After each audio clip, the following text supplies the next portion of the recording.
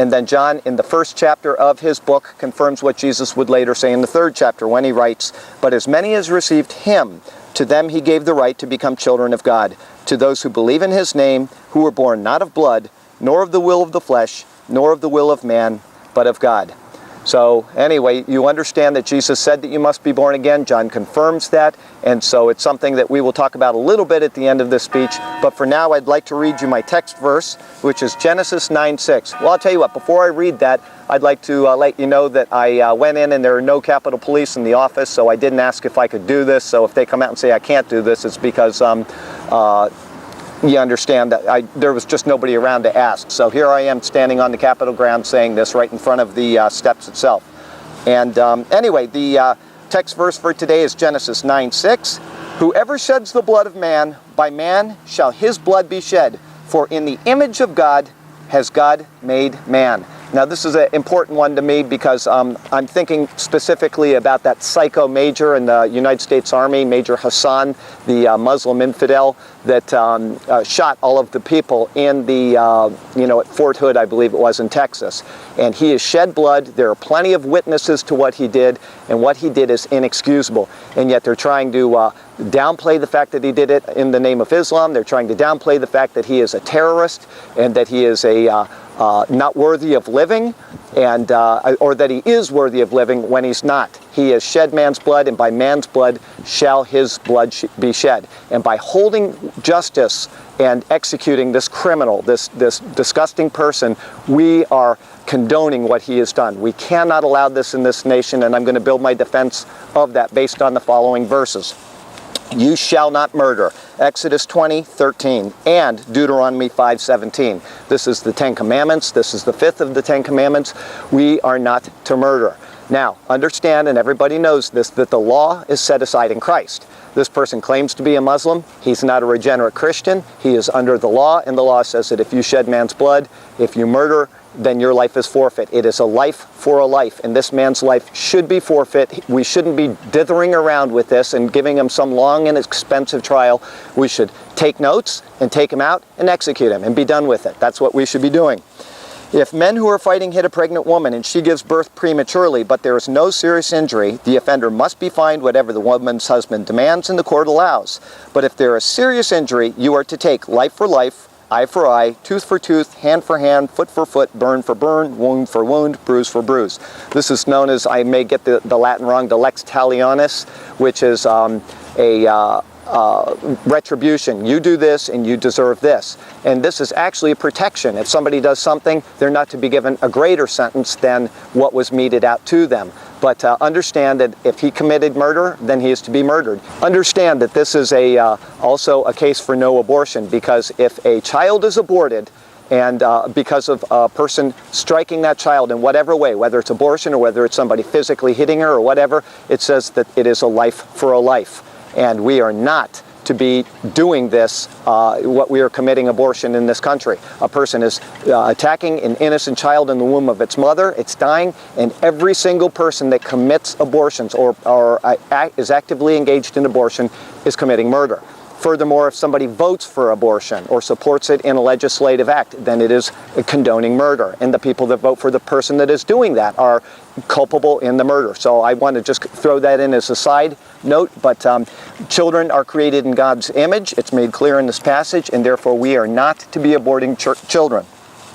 Goes on in Numbers 35. "If a man strikes someone with an iron object so that he dies, he is a murderer. The murderer shall be put to death. Or if anyone has a stone in his hand that he could kill, and he strikes someone so that he dies, he is a murderer. The murderer shall be put to death. Or if anyone has a wooden object in his hand that could kill, and he hits someone so that he dies, he is a murderer. The murderer shall be put to death.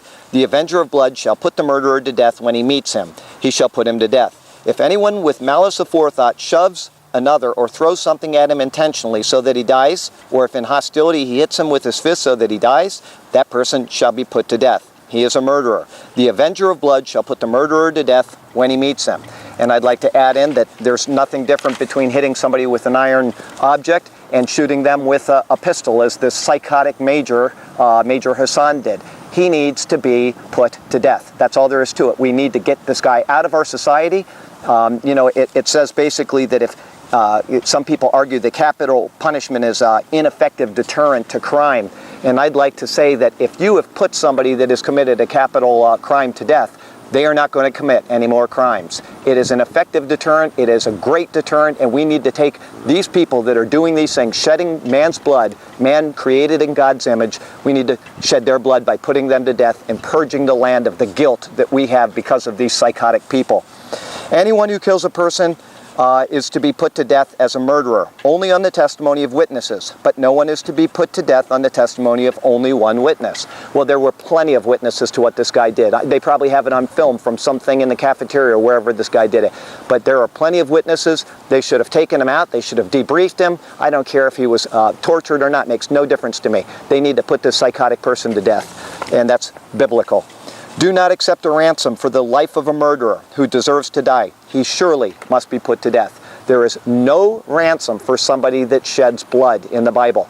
The life is forfeit. And if somebody does that, it says don't accept a ransom. And we're not to be giving lesser sentences and all of these things, mitigating circumstances. Well, he was a Muslim or he didn't really mean it. It doesn't matter. He is guilty of committing the crime he committed. The man needs to be put to death.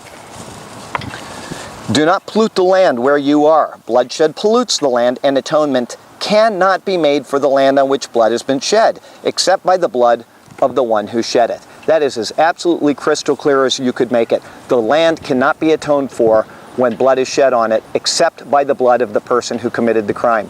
And we need to take this person out, and all of them that are doing this in our nation, and we need to execute them. We need to get rid of them, and we'll purge the land of the blood guilt that we bear. Appoint judges and officials for each of your tribes in every town the Lord your God is giving you, and they shall judge the people fairly. Do not pervert justice or show partiality. Do not accept a bribe, for a bribe blinds the eyes of the wise and twists the words of the righteous. Follow justice and justice alone, so that you may live and possess the land the Lord your God is giving you.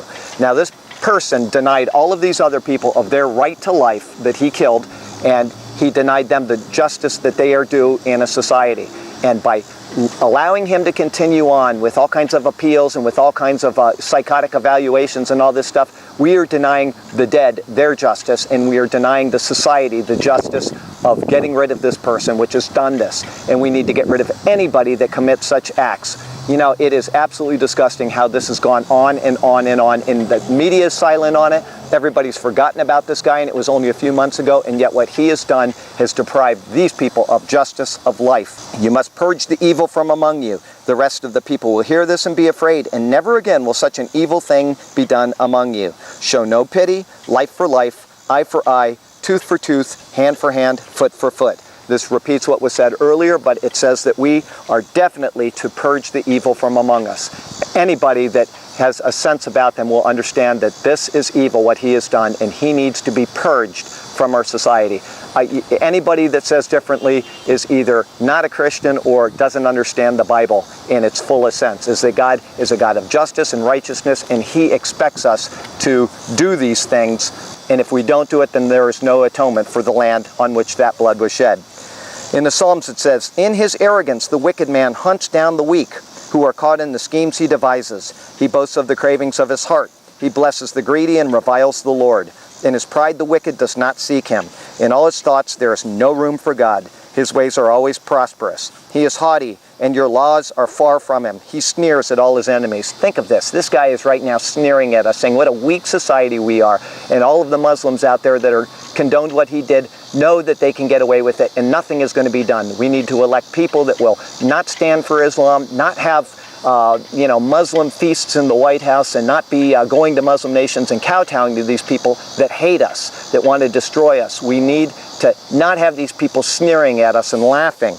It says, he says to himself, "Nothing will shake me. I'll always be happy and never have trouble." His mouth is full of curses and lies and threats. Trouble and evil are under his tongue. He lies in wait for the villages. From ambush he murders the innocent, watching in secret for his victims. This guy was stealthy. He walked in there. He's watching in secret. Who can I shoot and who can I get away with before they get me? He had this all planned out. He is guilty of this bloodshed, and he's laughing at us right now. And all the people that were with him that have condoned this and that do condone it are laughing at us. And the legislatures that allow this to continue, they're laughing at the rest of the people, saying, there's no God, and we're going to do what we want, and it's appalling.